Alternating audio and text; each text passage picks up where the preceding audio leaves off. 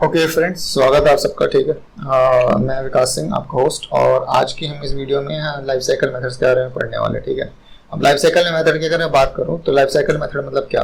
ठीक, मतलब ये कि या जो रिएक्ट की जो लाइफ है, ठीक है, मतलब रिएक्ट की लाइफ साइकिल के बारे में बात करने वाले। ठीक है, तो लाइफ साइकिल मतलब क्या? इसमें तीन चीज़ें होते हैं। ठीक है, पहला होता है अमाउंट, मैं यहाँ कमेंट में लिखता हूँ। ठीक है, सॉरी, अमाउंट। ठीक, दूसरा जो मेरे सेक्शन होता है वो आता है अपडेट।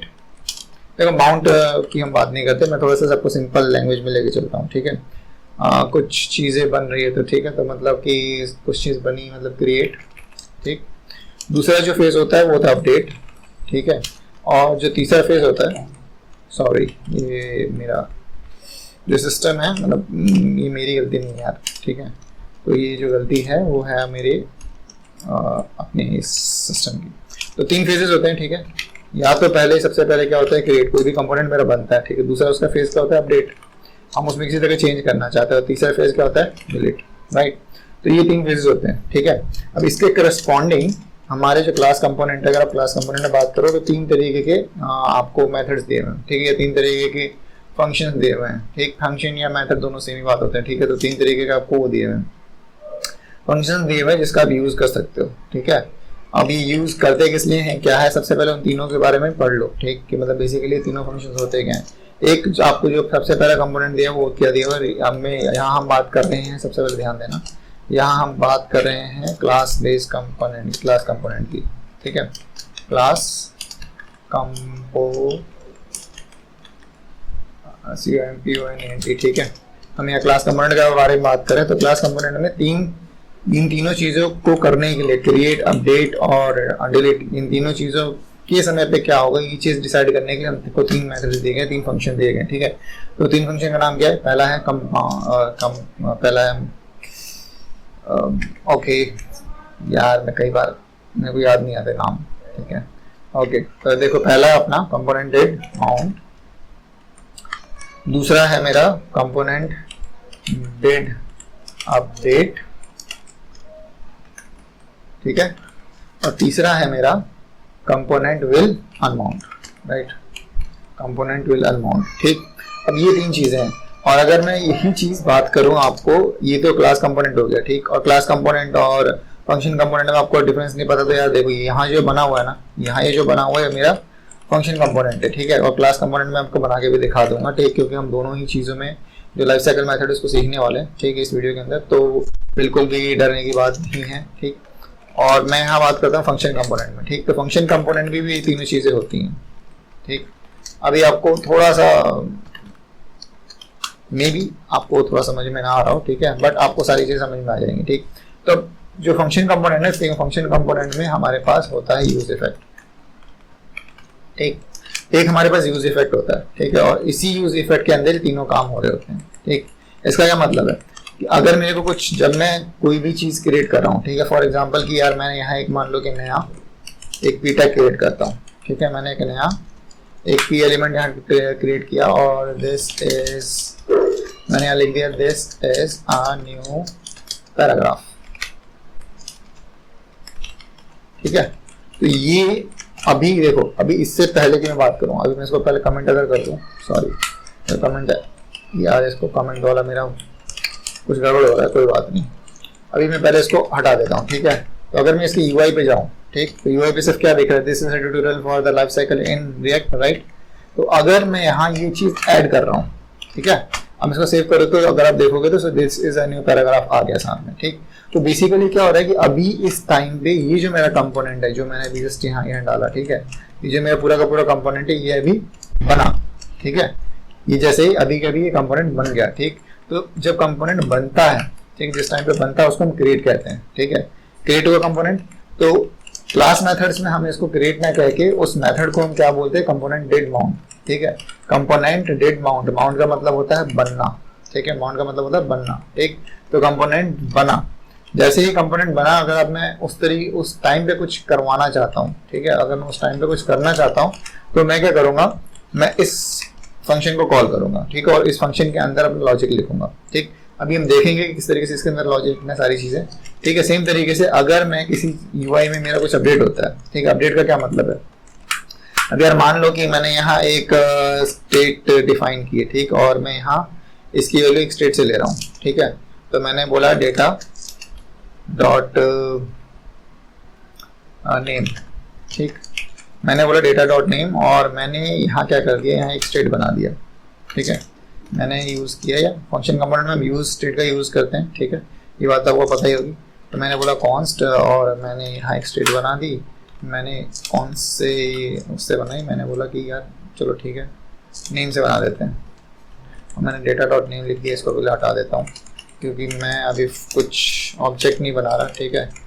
तो यहाँ जो आएगा वो नेम आएगा, ठीक है, और वो कौन सा नाम होगा जो भी मैं लिखूंगा, ठीक है। तो मैंने यहाँ सेट स्टेट कर दिया, sorry, set name, okay, and then use state, use state, ठीक है। और इस यूज स्टेट के अंदर ये मैंने क्या किया, तो मैं इसको यूज स्टेट को इंपोर्ट कर लेता हूँ, ठीक है। इंपोर्ट PORT रिएक्ट, ठीक है। और इसमें मैं यहाँ लिख देता हूँ कि मैं क्या भाई और क्या इंपोर्ट करना चाहता हूँ, मैं यूज स्टेट को इंपोर्ट करना चाहता हूँ, ठीक है।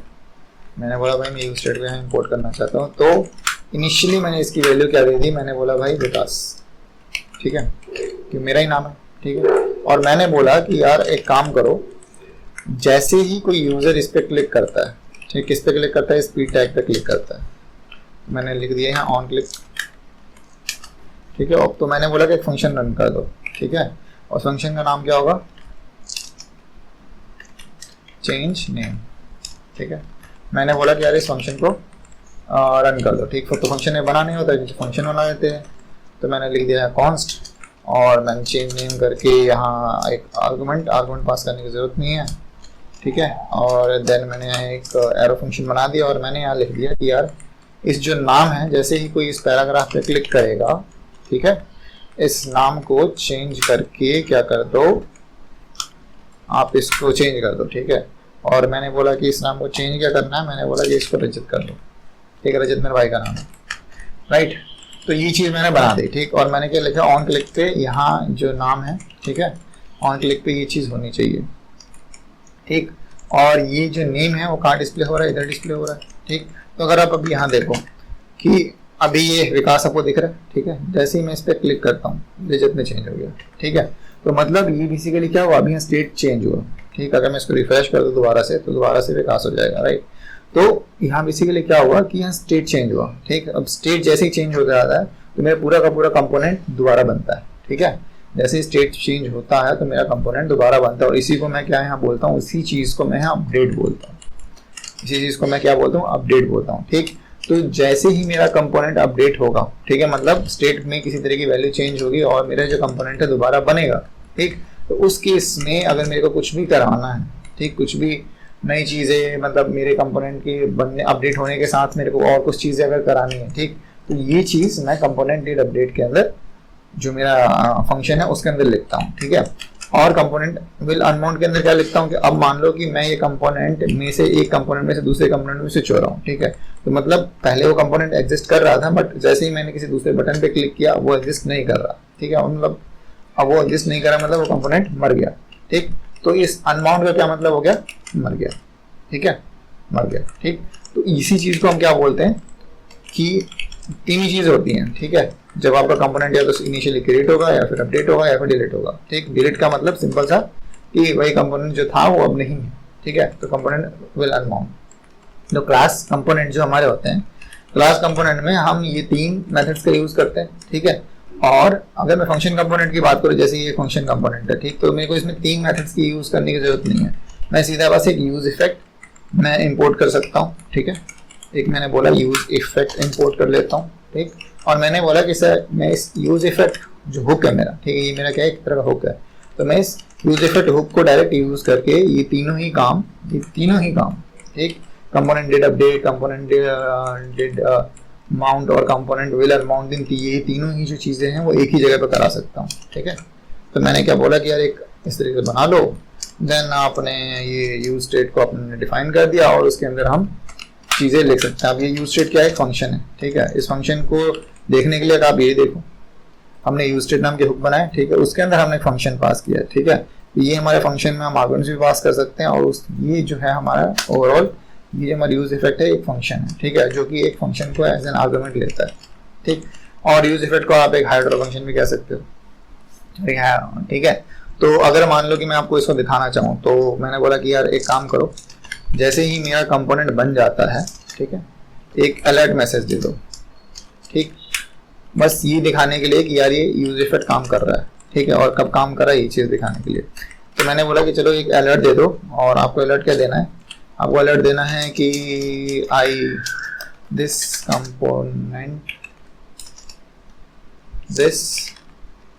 component is just created,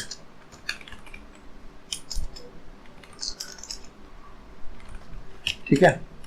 spelling में गलती हो सकती है तो उसके लिए क्षमा। देखो जैसे ही मैंने इसको रिफ्रेश किया, ये देखो सामने आ गया, ठीक। अब खास बात क्या है कि अब आपको एक चीज दिखाता हूँ, ये वाला जो चीज है, ये वाला जो पार्ट है, ठीक है, ये वाला पार्ट दोनों ही टाइम पे चलता है, ठीक। कौन से दोनों टाइम पे चलता है, जब मेरा कंपोनेंट बना, ठीक है, फंक्शन बेस की बात कर रहा हूँ, ठीक है, फंक्शन बेस कंपोनेंट में ये वाली ये चीज है, ये जो मैंने अभी लिखी, ठीक, ये दोनों ही टाइम पे चलती है, ठीक है। जब मेरा कंपोनेंट क्रिएट हुआ तब भी चलता है और जब मेरा कंपोनेंट अपडेट हुआ तब भी चलता है, ठीक। इस चीज को दिखाने के लिए देखो, अभी पहले मैसेज आया क्योंकि मेरा कंपोनेंट क्रिएट हुआ, मैंने इसको ओके कर दिया, ठीक है, ओके कर दिया।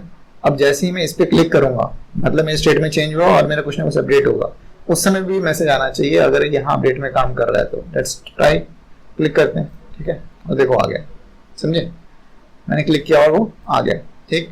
क्यों आया, क्योंकि मैंने बोला कि भाई इसके अपडेट के टाइम पे और कंपोनेंट जब क्रिएट होता है उस टाइम पे, दोनों ही टाइम पे मेरे को ये चीज चलानी है, ठीक। तो मतलब ये दोनों चीजें जो कि क्लास बेस्ड कंपोनेंट में अलग अलग कंट्रोल करते हैं हम लोग, ठीक, वो चीज यहाँ एक ही जगह पे हो रही है। इवन तीसरा काम भी इसी जगह पे होता है, ठीक है। और उसको हम करने के लिए क्या करते हैं, हम एक लिखते हैं रिटर्न, ठीक, और रिटर्न के बाद मैं इसके अंदर जो भी लिखूंगा, ठीक है, इसके अंदर जो भी लिखूंगा वो तब कॉल होगा, कब कॉल होगा, जब मेरा कंपोनेंट अनमाउंट हो रहा होगा, ठीक है।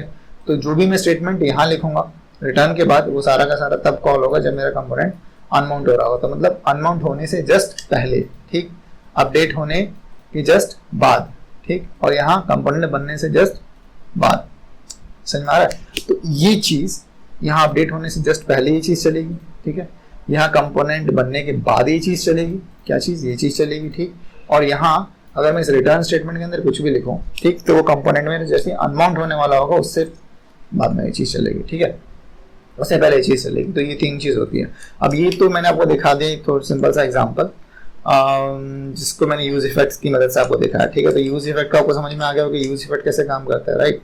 बट लेट्स सी कि भाई ये क्लास बेस्ड कंपोनेंट में कैसे काम करेगा, ठीक। हम तुमने क्लास बेस्ड कंपोनेंट में क्या बातें की, मैंने बोला कि क्लास बेस्ड कंपोनेंट में 3 मेथड्स होते हैं, ठीक, और तीनों किस चीज़ को रिप्रेजेंट करते हैं कि भाई जब मेरा कंपोनेंट बना तब क्या होने वाला है, जब मेरा कंपोनेंट अपडेट हो रहा है तब क्या होने वाला है, और जब कंपोनेंट डिलीट होगा तब क्या अदर मैं फंक्शनैलिटी अदर चीज़ें करवाना चाहता हूँ उस टाइम पे, ठीक है। वो सारी की सारी चीज़ें मैं इन 3 जगह पर डिफाइन करता हूँ, ठीक है।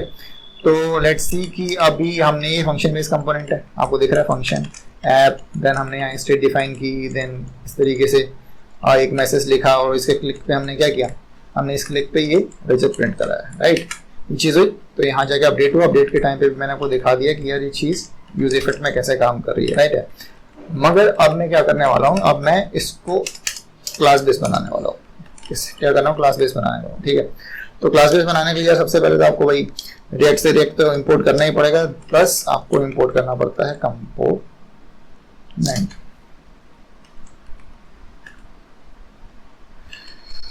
ओके, सो अभी मैं काम करता हूँ, कुछ चीज़ों को मैं यहाँ रखना चाहता हूँ, ठीक है। तो मैं पहले थोड़ी सी चीज़ें यहाँ से निकाल के यहाँ रख लेता हूँ, ठीक। तो मेरे सारे के सारे स्ट्रक्चर सेम ही रहने वाला है, बस मैं अपने कुछ काम की चीज़ें बाहर कर ले रहा हूँ, ठीक है, ताकि अगली बार हमें ये सारी चीज़ें दोबारा से ना लिखनी पड़े, ठीक। तो मैं यहाँ 2 चीज़ें यहाँ से ले रहा हूँ। पहली चीज़ जो मैंने फंक्शन बनाई थी, क्योंकि मैं यही एग्जाम्पल आपको उसके अंदर दिखाना चाहता हूँ, ठीक। और ये सारी की सारी चीज़ें यहाँ से हटा देते हैं, ठीक है, और फिलहाल के लिए इसको हटा देते हैं, ठीक। और मैं क्या बोलता हूँ RFC। अब ये क्या है कि यार ये क्लास बेस्ड कंपोनेंट अगर मेरे को बनाना है तो मेरे को RFC तो नहीं लिख सकता, RCC, okay, class component, right. तो क्लास कंपोनेंट का सिंटैक्स देखो तो सबसे पहले तो यार इंपोर्ट करते हैं, क्या इंपोर्ट करते हैं, रिएक्ट को तो एज यूजुअल हम इंपोर्ट करते ही हैं, और उसके बाद यहाँ से कंपोनेंट इंपोर्ट करते हैं, ठीक। क्यों इंपोर्ट करते हैं, क्योंकि यहाँ मेरे को लिखना होता है क्लास ऐप एक्सटेंड कंपोनेंट, ठीक। अब यहाँ अगर आप देखोगे यहाँ 2 वर्ड्स यूज हुए हैं, इसके बारे में हमको पहले से ही पता होगा कि यार हम यहाँ से एक्सपोर्ट कर रहे हैं, किसको एक्सपोर्ट कर रहे हैं, इस जो ऐप नाम की क्लास है इसको एक्सपोर्ट कर रहे हैं। और अभी के टाइम पे अगर मैं यहाँ नीचे वाले को कमेंट कर दूँ आपको, ठीक है, तो आपको क्या दिखेगा, आपको सिर्फ ये ऐप जो यहाँ पर दिख रहा है, ये जो ऐप है ये आपको स्क्रीन पे दिखना चाहिए, ठीक है। लेट्स सी कि दिखता है कि नहीं, तो दिख रहा है, राइट, बिल्कुल सही काम कर रहा है, ठीक है। और अगर मैं काम करूँ कि यार जो मैंने यहाँ अपना लिखा हुआ था, जो मैंने आपको बोला था कि यार मेरे को ये चीज़ चाहिए होंगी, राइट, तो अभी के टाइम पे एक काम करते हैं, हम इसको अनकमेंट कर देते हैं और जो मैं इसको वहाँ यूज़ करना चाहता था उसको मैं यूज़ कर लेता हूँ, ठीक है।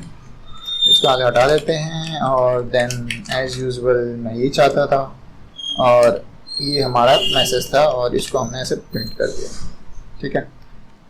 अब यहाँ जो आपको दिखा रहा है वो ये है, ठीक।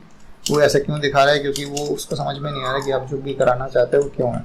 और यहाँ वो ये भी नहीं समझ पा रहा कि यहाँ जो आपने नेम लिखा है ये नेम आ कहाँ से रहा है, ठीक है। तो इसलिए एरर दिखा रहा है। अभी किसी तरह का एरर नहीं दिखाएगा, इनलाइन मतलब हमने इसको फॉर्मेट शो कर दिया। अब जहाँ स्क्रीन पे आते हैं और वही हमारा सेम मैसेज यहाँ आ गया, ठीक है। मगर अब देखो अभी सारी की सारी चीज़ें हमारी क्लास बेस्ड कंपोनेंट में हो रही है, ठीक है। तो हमने क्या लिखा, एक्सपोर्ट डिफॉल्ट क्लास, देन हमने ऐप लिखा और हमने बोला कि ये जो कंपोनेंट है, क्योंकि हम ये कंपोनेंट बना रहे हैं, ठीक है, तो अपने को ये रिएक्ट में ये स्पेसिफाई करना पड़ता है इस क्लास में कि हम ये जो कंपोनेंट नाम की वो है उसकी सारी प्रॉपर्टीज़ को यूज़ करना चाहते हैं, ठीक है, और उसकी मदद से ये हमारा बन रहा है, ठीक है। तो अभी हम क्या करेंगे, यहाँ से हम थोड़ा एक और सिंटेक्स होता है जो कि बिल्कुल यूजुअली फॉलो होता है आप किसी तरह का कंपोनेंट बनाओगे तो, ठीक है। पहला कि आपको यहाँ प्रॉप्स लेने होते हैं, ठीक है, PROPS आई थिंक ये होता है स्पेलिंग, ठीक है। और देन आपको यहाँ दिखाना पड़ता है, आपको लिखना पड़ता है सुपर, ओके। तो मैं सारी चीज़ें बता दूंगा आपको कि हम किस हर एक चीज़ को क्यों यूज़ कर रहे हैं, ठीक, क्योंकि यार मैं एक डेवलपर हूँ तो मेरे को पता है, ठीक है। तो ठीक है, लेट्स सी, राइट। अब हम यहाँ बनाने वाले हैं, अब ज़रा ध्यान दो यार एक चीज़, ठीक है। और एक चीज़ आपको क्या ध्यान देनी है कि यहाँ ये जो अभी नौटंकियाँ हो रही हैं वो क्यों हो रही हैं, क्योंकि मैंने इसको रेंडर के अंदर डिफाइन कर दिया, रेंडर के अंदर नहीं, रेंडर से बाहर।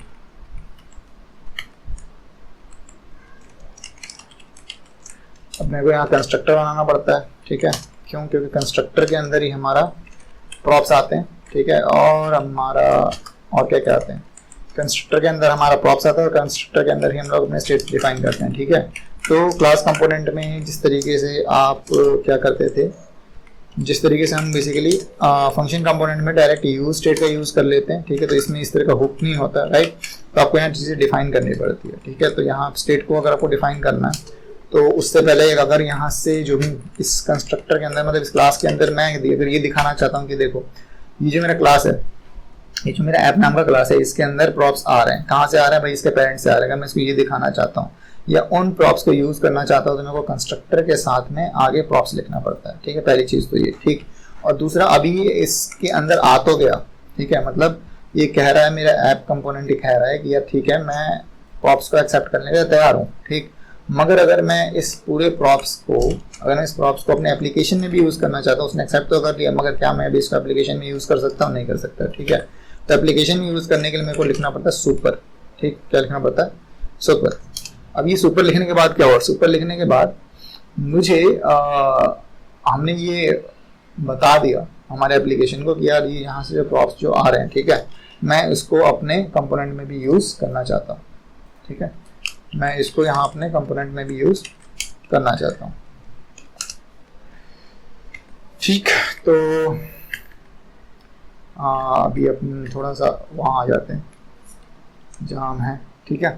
तो अगर आप यहाँ देखोगे तो सुपर करके प्रॉप्स को यहाँ लिया गया, देन यहाँ ये अपना सेमी कॉलम लगाया, ठीक। और मैं यहाँ गलती क्या कर रहा था, या देखो सिंटेक्स में बहुत बार गलतियाँ हो जाती हैं जब आप काम कर रहे होते हो, ठीक है। तो इससे ये घबराना नहीं है, जैसे मेरे से हो रही है वैसे ही जब आप करोगे तो आपको भी काफ़ी सारी सिंटैक्स नहीं याद आएगी, ठीक, क्योंकि आप मोस्टली किसी और चीज़ पे काम कर रहे होते हो, देन आप अचानक से दूसरी चीज़ पे स्विच करते हो और आपको पता चलता है कि यार मतलब ठीक है व्हाटएवर।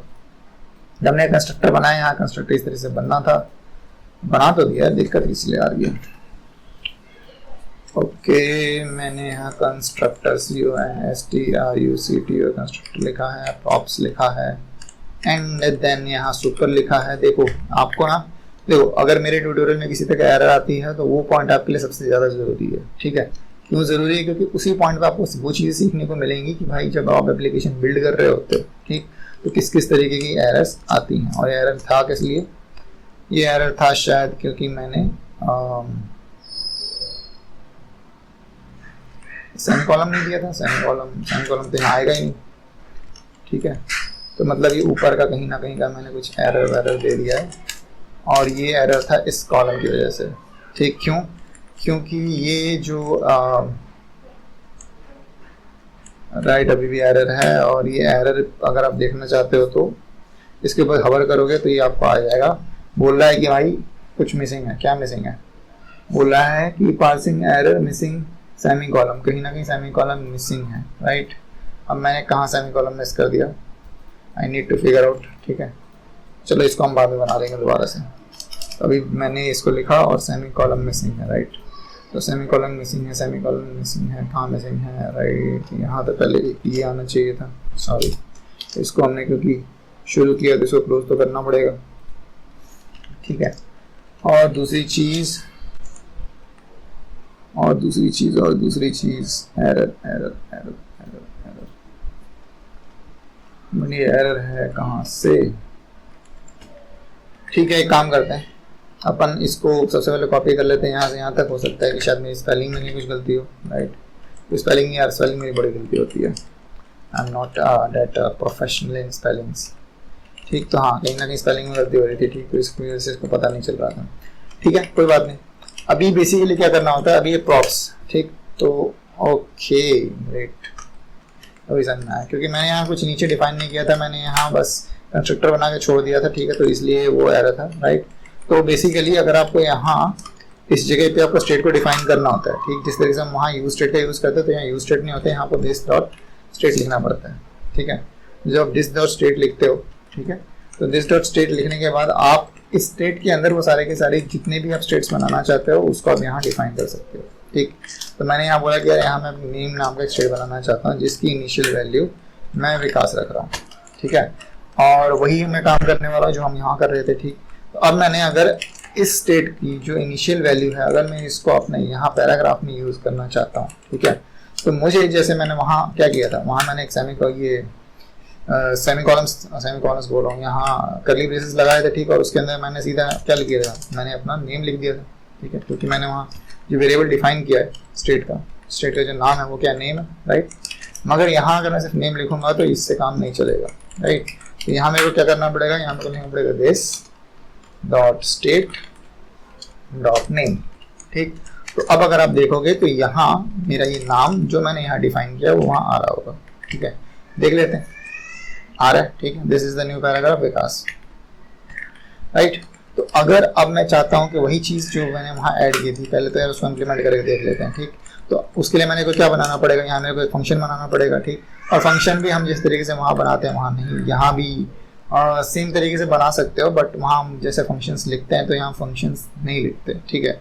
यहाँ मेरे को क्या करना पड़ेगा, अगर मैं फंक्शन बनाना चाहता हूँ और मैंने यहाँ ऑन क्लिक पे एक फंक्शन बनाया और उसका मैं नाम देना चाहता हूँ चेंज नेम, ठीक है, चेंज नेम, राइट।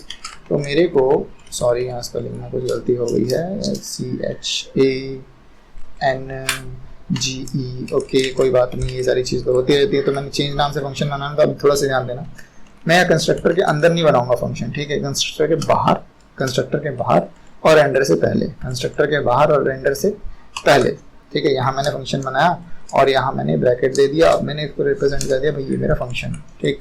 इस फंक्शन में क्या होना है, इस फंक्शन में कुछ होना है, ठीक। तो मेरे को यहाँ सेट स्टेट यूज़ करना पड़ता है अगर मैं इसकी वैल्यू को चेंज करना चाहता हूँ, मैं स्टेट की वैल्यू को चेंज करना चाहता हूँ तो मेरे को यहाँ क्या करना पड़ेगा, सेट स्टेट, ठीक है।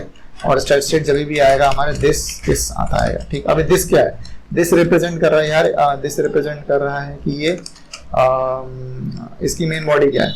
ठीक है, मतलब मेन बॉडी का मतलब इसका स्कोप क्या है। ठीक, इस फंक्शन का स्कोप क्या है, ये है। ठीक है, तो ये जो सेट स्टेट का स्कोप क्या है, ये है। ठीक, मतलब आपको थोड़ी देर में समझ में आ जाएगा सारी चीज़ें। तो मैंने बोला कि यार स्टेट्स मेरे को सेट करनी है, कौन सी स्टेट सेट करनी है, या जो नेम है ना, जो नेम है, नेम की मेरे को वैल्यू को सेट करना है। ठीक, क्या करना चाहते हो, मैंने बोला मैं इसको रिजेक्ट करना चाहता हूँ। ठीक है, मैं इसको रिजेक्ट करना चाहता हूँ। ठीक, मगर एट द सेम टाइम अभी सिर्फ मैंने यहाँ सेट स्टेट किया हुआ है। ठीक, और सेट स्टेट में मैंने क्या डिफाइन किया कि यार यहाँ रिजेक्ट नाम है, जो नाम को जैसे ही कोई बंदा इस पर क्लिक करे तो ये चेंज हो जाना चाहिए। मगर यहाँ से मैं चेंज नेम लिखूंगा तो यहाँ काम नहीं बनेगा। ठीक, तो मेरे को यहाँ क्या करना पड़ेगा, मेरे को लिखना पड़ेगा this dot change name. Okay, अच्छा, तो और आपका साथ में ये हमेशा ध्यान रखना है कि जब भी आप किसी भी तरीके के जावास्क्रिप्ट को यूज़ करो, ठीक है, अपना रिएक्ट कंपोनेंट में, तो हमेशा कर्ली ब्रेसेस का यूज़ करना है। राइट, तो दिस डॉट चेंज नेम मैंने यहाँ यूज़ किया, मगर इस चेंज नेम को यूज़ करने के लिए मेरे को इसको कंस्ट्रक्टर के अंदर डिफाइन करना पड़ेगा। तो मैंने बोला कि भाई दिस डॉट चेंज नेम जो है वो मेरा एक मैंने फंक्शन डिफाइन किया है। ठीक है, और फंक्शन का अंदर जो नाम है वो चेंज नेम है। ठीक, और चेंज नेम जो मैंने फंक्शन डिफाइन किया है उसको मैं बाइंड करना चाहता हूँ। किसके साथ बाइंड करना चाहता हूँ, मैं बाइंड करना चाहता हूँ दिस के साथ। किसके साथ बाइंड करना चाहता हूँ, दिस के साथ। अब ये सिंपल सा सिंटैक्स है, मगर आपको इसमें गड़बड़ हो सकती है। ठीक है, आप इसमें सोच सकते हो कि यार क्या मतलब किया क्या है। ठीक, तो आपको बता देता हूँ। यहाँ हमने दिस डॉट चेंज नेम, मैंने बोला कि यार ये जो है मतलब ये दिस, सबसे पहले देखो यार दिस किस चीज़ को रिप्रेजेंट कर, थोड़ा सा ध्यान दो। यहाँ ये जो दिस है, ठीक है, ये मेरा इस क्लास को रिप्रेजेंट कर रहा है, ऐप क्लास को। ठीक है, मगर यहाँ जो दिस है, ये मेरा इस चेंज नेम को रिप्रेजेंट कर रहा है। ठीक, मतलब इस दिस का जो स्कोप है, मतलब जो लिमिट है, ठीक है, आप इस चीज़ को इस फंक्शन के बाहर एक्सेस नहीं कर सकते।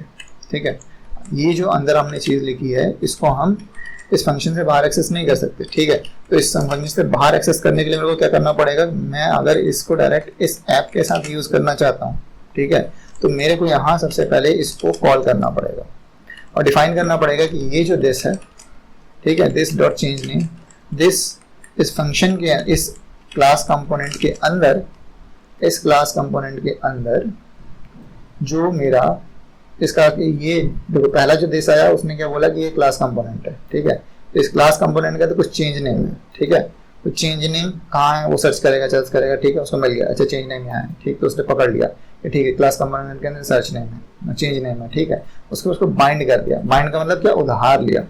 बाइंड मतलब उधार लिया उसको। ऐसा नहीं है कि एक नया डुप्लीकेट फंक्शन हो या फिर उसको कॉपी कर दिया, ऐसा कुछ नहीं है। ठीक है, उसने सेम को ही दोबारा से यूज़ करने की बात कर रहा है कि मैं इसको यूज़ करना चाहता हूँ। यूज़ करने के लिए क्या करते हैं, बाइंड नाम का फंक्शन का यूज़ करते हैं। जावास्क्रिप्ट में उसके बारे में पढ़ सकते हो। ठीक है, और यहाँ भी आपको दिखा हुआ देखो, for the given function creates a bounded function that has the same body as the original function and this object of the bound function is associated with the specific object and has the specific initial parameters। Parameters की बात करें तो इसमें arguments आते हैं और whatever।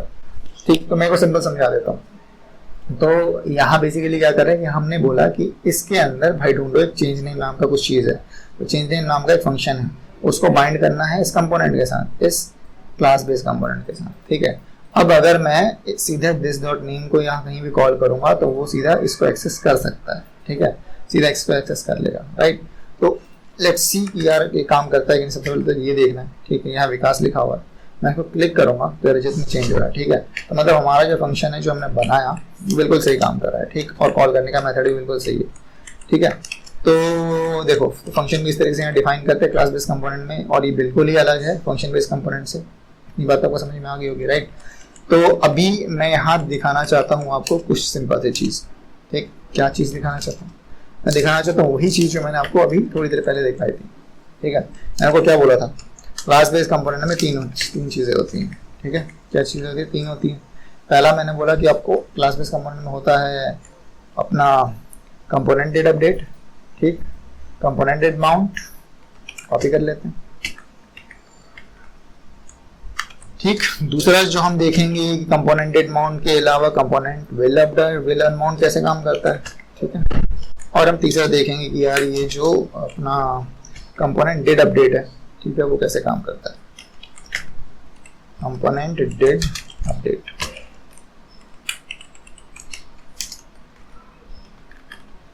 ठीक, तो लेट्स सी। सबसे पहले तो हम यहाँ बनाएंगे अपना कंपोनेंट डेट माउंट। ठीक, कंपोनेंट डेट माउंट को बनाने के लिए सिंपल सा, अब थोड़ा सा यहाँ देखने वाली बात है वो ये है कि कंपोनेंट डेट माउंट को जब मैंने बनाया, ठीक है, तो इसको बनाने के लिए मेरे को सिर्फ ये सिंटैक्स फॉलो करना है, ठीक, और मुझे यहाँ कुछ डिफाइन करने की जरूरत नहीं है, ठीक है।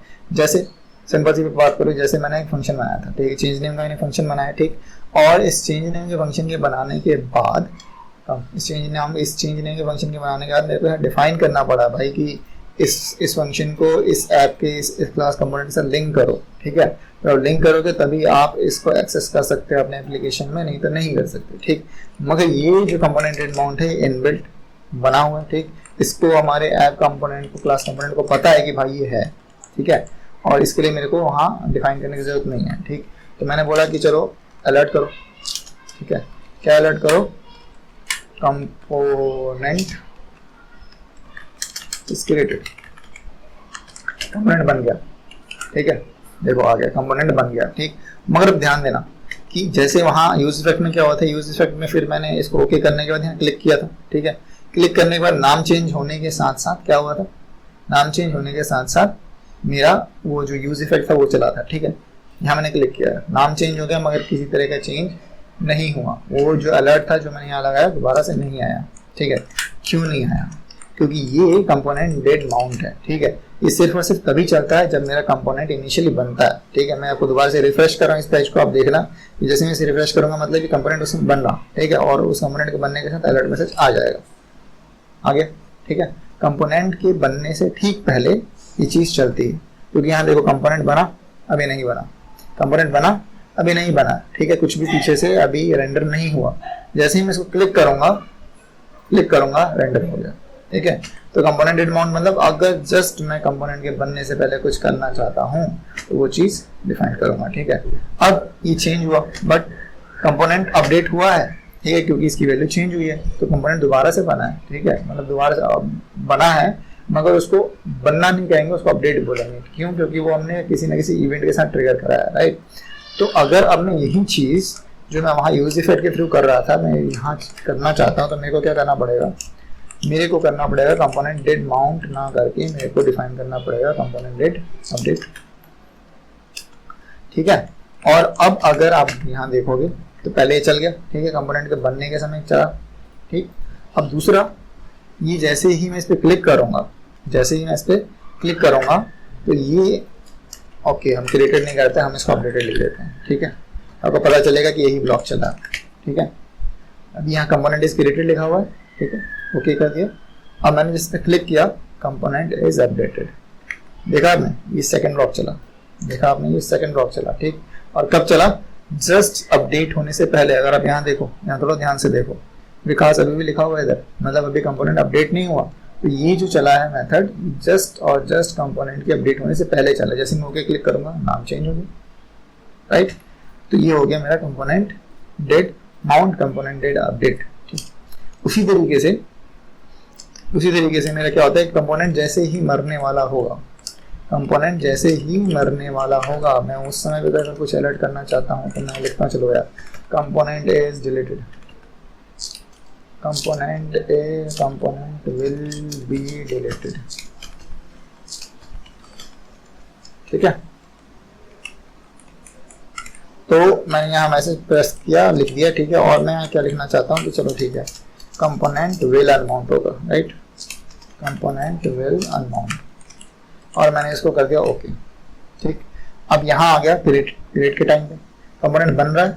अब ये देखो पिछला वाला इंटरफेस है, ये मत सोच लेना कि मैसेज पहले से आया है। अगर आप इसको बिल्कुल न्यू करोगे, मतलब अगर मैं इसको हार्ड रिफ्रेश कर दूंगा, F5 दबाऊं, ठीक है, तो आप देखोगे कि पूरी की पूरी स्क्रीन ब्लैंक होगी, मतलब पहले कुछ भी नहीं है। पहले इसको हटा देते हैं, देन अप करते हैं, देखो ब्लैंक है, मतलब अभी यहाँ कुछ भी नहीं है, ठीक है। जैसे ही क्रिएट होने से जस्ट पहले ही चला, ओके मैंने दबाया, ठीक है, और ये डिलीट होने से पहले, क्यों, क्योंकि पिछला वाला मैसेज आ रहा है, ठीक है। थोड़ा सा ध्यान देना आप, पहले कंपोनेंट बना, मैंने क्लिक किया, कंपोनेंट अपडेट हुआ, ओके दबाया, ठीक है। अब मैं जैसे रिफ्रेश करना चाहता हूँ, ठीक है, जैसे मैं इसको रिफ्रेश करना चाहता हूँ, मतलब मैं क्या बोल रहा हूँ कि यार कंपोनेंट को मिटा दो, ठीक है, दोबारा से मेरा कंपोनेंट बनना चाहिए। रिफ्रेश किया, ठीक है, कंपोनेंट इज क्रिएटेड। अब ये जो मैसेज आया है कि कंपोनेंट विल बी डिलीटेड, ये क्यों आया है? क्योंकि जस्ट ये कंपोनेंट जो पिछला वाला कंपोनेंट था वो मर गया, ठीक है। तो जैसे ही पिछला वाला कंपोनेंट मर गया तो उसका मैसेज, ठीक, उसके मरने के बाद क्या करना है वो मैं यहाँ डिफाइन किया था, ठीक। और क्रिएटेड से पहले नेक्स्ट वाला जो क्रिएट हुआ तब आया, ठीक है। तो ये चीज़ आपको समझ में आ रही है। तो इस तरीके से क्लास बेस्ड कंपोनेंट में हमारा component dead amount, component dead update और कंपोनेंट विल अमाउंट काम करता है, ठीक है। और वही चीज़ मैंने आपको वहाँ दिखाई, यही सारी की सारी चीज़ हमारे यूज इफेक्ट में होती हैं। अगर मैं क्या बोलूँ कि अगर मैं यूज़ कर रहा हूँ फंक्शन बेस्ड कंपोनेंट में, ठीक, तो फंक्शन बेस्ड कंपोनेंट में यूज इफेक्ट का यूज इफेक्ट हुक का यूज़ करते हैं, ठीक है। और यहाँ हम एक 3 क्लास मेथड्स का यूज़ करते हैं, और इन 3 क्लास मेथड्स को जब हम यूज़ कर रहे होते हैं तो मेरे को ये यहाँ डिफाइन करने की ज़रूरत नहीं होती, ठीक है। मगर मैं इसके अलावा अगर कोई भी फंक्शन यहाँ अपने फंक्शन के अंदर, अपने इस एप्लीकेशन के अंदर यूज़ करना चाहता हूँ, तो याद रखो कि मेरे को सबसे पहले यहाँ इस फंक्शन को लिखना पड़ेगा, ठीक है। और उस लिखने के बाद मेरे को यहाँ डिफाइन करना पड़ेगा, ठीक, कि मैं इस ऐप के साथ इस फंक्शन को यूज़ करना चाहता हूँ, ये बाइंड करना पड़ेगा। बाइंड करने के बाद ही आप उस फंक्शन को अपने एप्लीकेशन में दिस के साथ दिस डॉट करके उस फंक्शन का नाम लिख के यूज़ कर सकते हो, ठीक है। और अगर आपको किसी भी उसकी वैल्यू को एक्सेस करना है, ठीक है, अगर आपको किसी भी स्टेट की वैल्यू को एक्सेस करना है तो आप इस तरीके एक्सेस कर सकते हो, ठीक। मैं आपको और एक चीज़ साथ में दिखा देता हूँ। ये जो मेरा, अगर आप देखोगे तो प्रॉप्स, ठीक है, तो प्रॉप्स में अगर कुछ वैल्यू आ रही है, जो मैंने बोला कि आपको प्रॉप्स में किसी तरह की, अगर आपके पेरेंट्स से किसी तरह की वैल्यू आ रही है, ठीक है, तो पेरेंट्स से जो वैल्यू आ रही है अगर आप उसको एक्सेस करना चाहते हो तो आप इस प्रॉप्स में एक्सेस करने के लिए आपको सुपर लिखना पड़ता है, ठीक है, और सुपर के अंदर आपको डिफाइन करना पड़ता है। इस ऊपर यही चीज़ दिखा रहा है कि यार आप चाहते हो कि जो भी वहाँ से वैल्यू आ रही है मैं उसको अपने एप्लीकेशन में यूज़ करूँ, इसलिए मैं यहाँ सुपर लिखता हूँ, राइट। तो लेट्स सी कि मैं इसको आपको थोड़ा सा लाइव दिखा देता हूँ कि ऐसे काम कैसे करती है। तो ये देखो, index.js के अंदर हमने इस ऐप को यूज़ किया था, ठीक है। तो चलो मैं एक नाम लिख देता हूँ, ठीक है। मैं चाहता हूँ कि मैं इस ऐप में एक प्रॉप भेज रहा हूँ, ठीक है, और उस प्रॉप का मैंने नाम दे दिया कि क्या नाम दे दो कि चलो ठीक है, पासिंग प्रॉप, पासिंग नंबर, ठीक। और मैंने इसके अंदर कुछ नंबर दे दिया कि भाई ये, ठीक है। तो पासिंग नंबर के अंदर मैंने एक पासिंग नंबर का प्रॉप बनाया और वो मैंने किसके अंदर पास कर दिया, ठीक है, ऐप के अंदर पास कर दिया। तो अब ये पासिंग नंबर मेरे को यहाँ अवेलेबल होना चाहिए, कहाँ अवेलेबल होना चाहिए, मेरे ऐप के अंदर अवेलेबल होना चाहिए। इसको क्रिएट कर लेते हैं सारी चीज़ें, ठीक है। तो अब मैं क्या चाहता हूँ कि यार मैं इस प्रॉप को यहाँ यूज़ करना चाहता हूँ, ठीक है। तो प्रॉप्स में बेसिकली यार पासिंग नंबर आ रहा है, ठीक। तो मैंने बोला कि चलो ठीक है, मैं इसको अपने फंक्शन में यूज़ करना चाहता हूँ और मैं इसको यही this is my passing number करके हमें वो बना लेते हैं। तो पासिंग नंबर मैंने यहाँ प्रिंट करा लिया ताकि मैं दूसरी चीज़ को कॉपी कर सकूँ, ठीक। और मैंने एक नया पैराग्राफ यहाँ बना लिया, ठीक। और this is my passing number मैं लिख देता हूँ, this is my passing number, ठीक है। और यहाँ मैं इसको यूज़ करना चाहता हूँ तो मैंने क्या लिखा, स्टेट की जगह मेरे को लिखना पड़ेगा प्रॉप्स, ठीक। और सेम फंडा वही है यार, दिस मतलब मैं किसको रिप्रेजेंट कर रहा हूँ, दिस का मतलब है कि मैं इस ऐप को रिप्रेजेंट कर रहा हूँ, इस क्लास कंपोनेंट को रिप्रेजेंट कर रहा हूँ, ठीक है। तो इस क्लास कंपोनेंट के अंदर जो प्रॉप्स हैं, तो उस प्रॉप्स में से कुछ नेम है, नेम तो है नहीं, तो नेम में प्रॉप्स में मैंने क्या पास किया, पासिंग नंबर पास किया। तो मैंने यहाँ लिख दिया कि भाई नेम नहीं है, तो मैं जानता तुम एरर दोगे, ठीक है, तो मैं एरर ना दो इसलिए मैं बिल्कुल सही एट्रीब्यूट पास करता हूँ, ठीक। और मैंने लिख दिया ओके ओके ओके ओके, ठीक। तो this is my passing number आ गया, ठीक है। और पासिंग नंबर जो मैंने वहाँ से सेंड किया था यहाँ अवेलेबल हो गया, ठीक। मगर अब जो मैंने बोला कि सुपर लिखना पड़ता है, ठीक। अब तुम बोलोगे कि यार मैं नहीं लिख रहा, ठीक है, मैं ऐसे ही, मैंने कंस्ट्रक्टर में दिखा तो दिया कि पासिंग में मैंने प्रॉप्स यहाँ से लिया हुआ है, ठीक। कंस्ट्रक्टर में प्रॉप्स आ रहा है, ठीक। तो मैं क्या बिना डिफाइन किए इसको यूज़ कर सकता हूँ, लेट्स सी। मैंने इसको यहाँ से हटा दिया, ठीक है।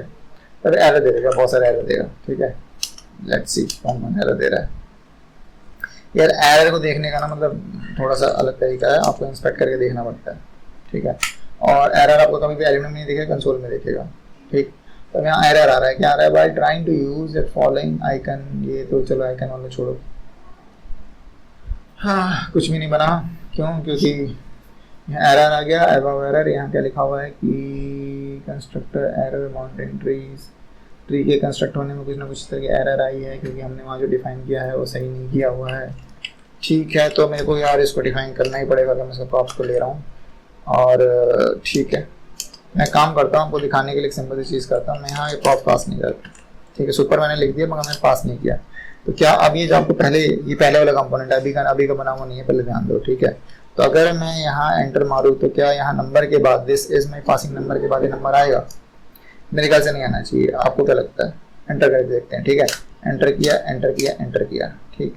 और यार ये नंबर आ रहा है, एंटर किया, एंटर किया, एंटर किया, और ये नंबर आ रहा है। सुपर। तो सुपर लिखने से का मतलब क्या हुआ कि मैंने जो भी मैं ये कंस्ट्रक्टर के अंदर मैं प्रॉप्स पास कर रहा हूँ उसको मैंने एक्सेस कर लिया। ठीक है, ग्रेट, ये तो अच्छी बात है, ठीक। तो एक अच्छी बात मैंने भी क्या सीखी आप लोगों के साथ साथ कि अगर मैं सिर्फ और सिर्फ सुपर लिख दूँ, ठीक, और उसके अंदर ये प्रॉप्स ना डिफाइन करूँ, फिर भी यहाँ कंस्ट्रक्टर में मैं जो भी पास कर रहा हूँ वो यहाँ आ जाएगा, ठीक है, वो सुपर के पास एक्सेस हो जाएगा। अच्छा, मगर अगर मैं कंस्ट्रक्टर में ये प्रॉक्सी ना पास करूँ, तो मैंने यहाँ प्रॉक्सी नहीं लिखा, तब यहाँ कुछ नहीं आएगा। पक्की बात है, नहीं आएगा, नहीं आएगा। तब भी आ रहा है, ये तो गलत बात है। चलो कोई बात नहीं, हमने यहाँ से और एक चीज़ सीखी, और वो क्या सीखी कि भाई अगर मैंने सिर्फ सुपर लिख दिया उतना ही काफ़ी है। कंस्ट्रक्टर में मैंने यहाँ प्रॉप्स नहीं लिखे फिर भी काफ़ी है, ठीक है। क्यों? क्योंकि यहाँ से जो मैं प्रॉप्स पास किए हैं वो यहाँ आ तो रहे, ठीक। और कंस्ट्रक्टर में यहाँ प्रॉप्स लिखने का मतलब बस इतना है कि यहाँ अपने को रिप्रेजेंटेशन हम क्लियर कर रहे हैं कि ठीक है यार, हम यहाँ प्रॉप्स पास कर रहे हैं, उस प्रॉप्स को यूज़ करना चाहते हैं, ठीक। और अगर आप यहाँ नहीं भी लिखते, आप यहाँ ये नहीं लिखते तो भी आपके पास प्रॉप्स अवेलेबल है, ठीक है। तो ये एक चीज़ अच्छी सीखी हमने, ठीक है। और कंस्ट्रक्टर के अंदर अगर मैं मान लो इसको रिस्ट्रक्चर करता हूँ, ठीक। रिस्ट्रक्चर अगर मैं इसको करूँ उसी जगह पे, तो मेरे को लगता है कि मैं यहाँ से दिस से प्रॉप्स हटा सकता हूँ, ठीक है, और direct this dot name use कर सकता हूँ। लेट्स सी कि ऐसा होता है कि नहीं।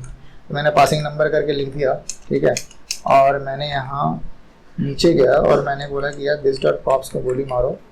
मैं आपको बोलता हूँ कि दिस डॉट पासिंग नंबर को डायरेक्ट प्रिंट कराओ, तो क्या अभी प्रिंट होगा? अभी प्रिंट नहीं होगा। इसका मतलब यहाँ कंस्ट्रक्टर डिकंस्ट्रक्टर पता नहीं जो भी है वो काम नहीं कर रहा। तो लेट्स सी कि अगर मैं इसको ऐसे ना लिख के ऐसे लिखूं और ये यहाँ पास ना करके मैं यहाँ सिंपल सा बस प्रॉप्स पास कर दूं,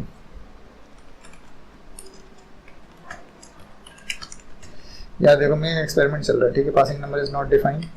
पासिंग नंबर को डिफाइन करने के लिए अगर मैं वहाँ दोबारा से ये लगा देता हूँ, ठीक है, तो अब क्या ये अवेलेबल होगा? अभी भी अवेलेबल नहीं है, राइट। तो मेरे को अगर रिस्ट्रक्चरिंग करनी है तो मेरे को सुपर के अंदर नहीं करनी पड़ेगी, ठीक। तो मैं इस प्रॉप्स को नीचे लेकर उसको रिस्ट्रक्चरिंग कर सकता हूँ, ठीक है, बट वहाँ नहीं जहाँ ये है। ओके, तो मैंने सब सेव कर दिया, वहाँ से प्रॉप्स आ रहे हैं, यहाँ कंस्ट्रक्टर में ये हो रहा है, नीचे मैंने दिस डॉट पासिंग नंबर लिख दिया है, तो दिस डॉट पासिंग नंबर यहाँ काम नहीं करेगा। मेरे को यहाँ लिखना पड़ेगा कि भाई ये जो दिस डॉट पासिंग नंबर है ये प्रॉप्स से आ रहा है, ठीक है। तो यहाँ मैं बहुत सारी चीज़ सीखी, खासकर मैंने बहुत सारी चीज़ सीखी आप लोगों के साथ, ठीक है। तो इस तरीके से हम लोग प्रॉप्स पास कर सकते हैं। और सुपर सिर्फ आप सुपर लिख के डिफाइन कर सकते हो कि यार कि हम जो भी ऊपर से आ रहा है हम उसको यूज़ करना चाहते हैं, ठीक।